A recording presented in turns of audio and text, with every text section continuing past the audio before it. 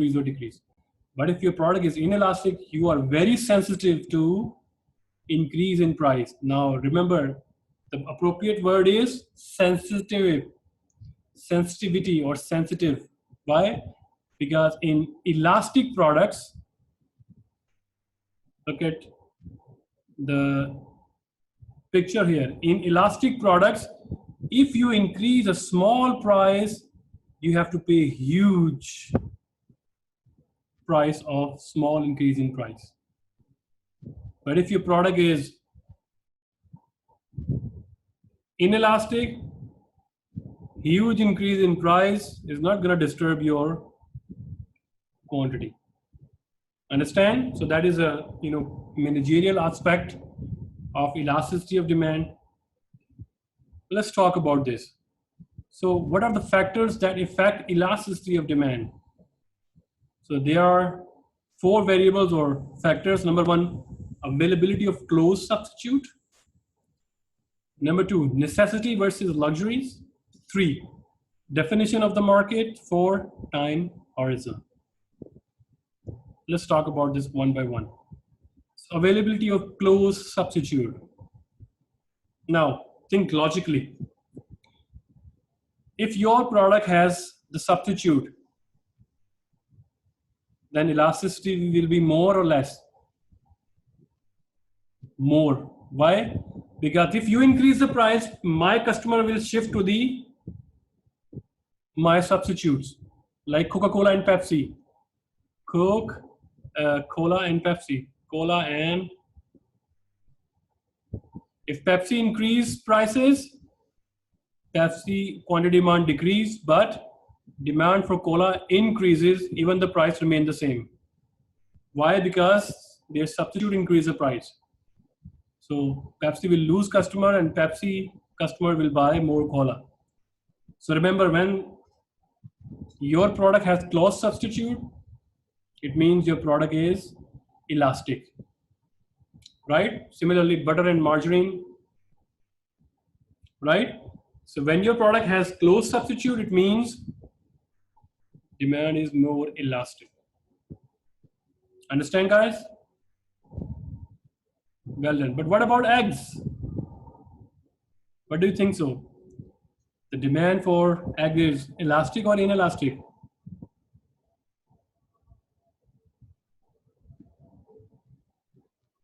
Mirko, I cannot hear you. Mic is off. Yes. Yeah, I'm just thinking. Do eggs have close substitute?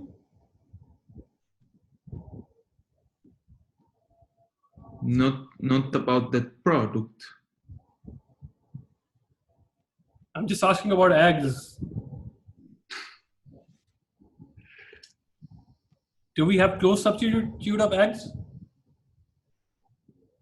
I would say no. When we don't have any close substitute of eggs, it means eggs elasticity is less elastic or inelastic, right? We don't have any close substitute. And I'm talking about eggs, not the, okay, I will talk about in coming slides. That concept is coming. So less elastic than the demand for butter, and so as eggs are food and without close substitute, you don't have much, you don't have even, I think, no substitute for eggs. Right now we have synthetic eggs, but that is also very costly. So now, necessities versus luxuries. So necessity, so here, milk is necessity, right? In that case, you don't see any sharp decrease in quantity demanded. Still, she's buying 4. She was buying 5 when the price decreased, but when price increase, the quantity demanded is not greatly disturbed, right? So if the product is necessity, you don't have much option. It means it is less elastic. If the product is luxury, you cannot, you can live without it. In necessity, you cannot live without it. Like bread, water, milk, you cannot live without that one. So that is inelastic. But what about the luxuries? Branded clothes. I want to buy some clothes from boutique, $15,000 pants. You cannot live without that. You live without that one, right? So you can just, if the price is too high, you drop that product. It means whenever there is a luxuries are always elastic.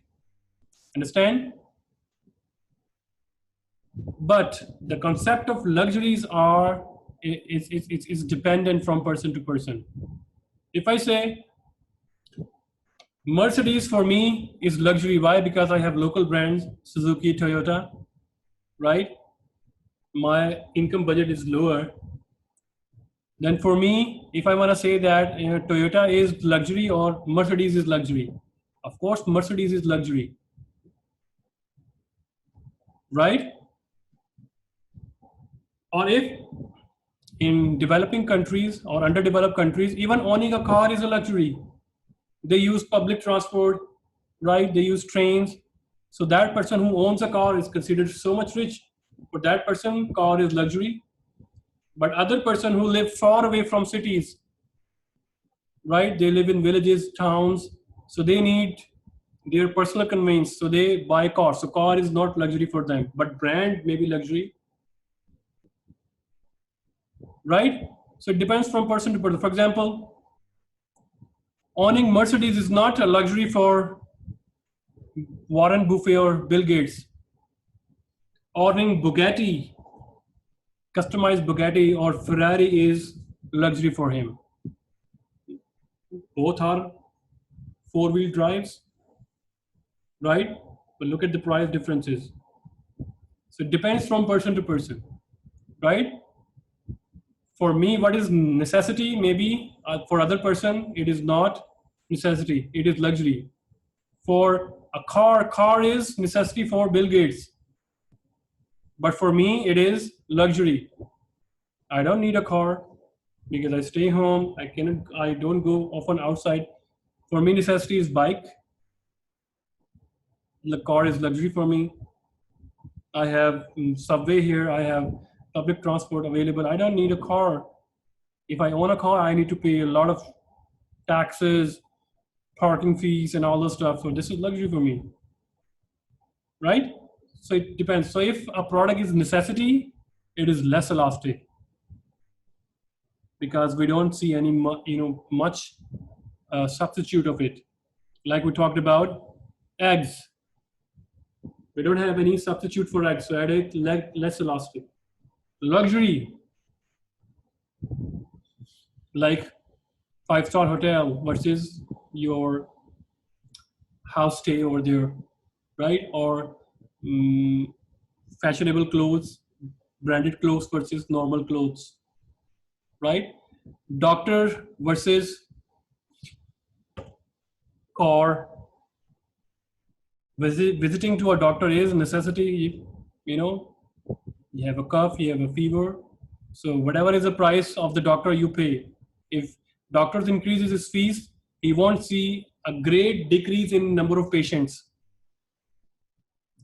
You have to customer will pay. But what about the car? If the car is luxury, if they increase the price, they will see a sharp decrease in the demand for luxury cars. Number 3, definition of the market, which means how you draw the boundaries of the market. For example, eggs is a broad category. I didn't talk about the chicken eggs, duck eggs, right? So if I talk about chicken eggs versus duck eggs, it means we have more substitute. If you narrow down the market, we have more substitute. If we broaden the market, we don't have more substitute. Do we have the substitute for eggs? No. Do we have the substitute for chicken eggs? Yes, we have bird's egg, we have duck egg, we have snake eggs, we have crocodile's egg, we have what you call other eggs as well. Right? And there are different kinds of, many kinds of, if you go to the eggs market, there are different kinds of eggs because you narrow down the market. Similarly, car. Do you have substitute for car? Four-wheel drive? No. You have substitute for travel? Yes. Air, sea, railway. But do you have the substitute for car? But if you deep dive, if you narrow down the market, do you have substitute for Toyota? Yes. Do you have substitute for Mercedes-Benz? Yes. Do you have substitute for Suzuki? Yes. Do you have substitute for MG? There are a lot of stuff, right? So if you broaden down the market, substitutes are lower. It means inelastic. If you narrow down the market, substitutes are higher, more elastic. Look at the ice cream example here. Do you have the closed substitute for ice cream? Yes, frozen yogurt. But do you have the substitute for, in the ice cream, we have vanilla ice cream, chocolate ice cream, we have cornetto, we have nuts, we have like strawberry flavor. There are many, many ice creams substitute, even in the category of ice cream. So this is the reason why most of the sellers chose to be inelastic, because to avoid the more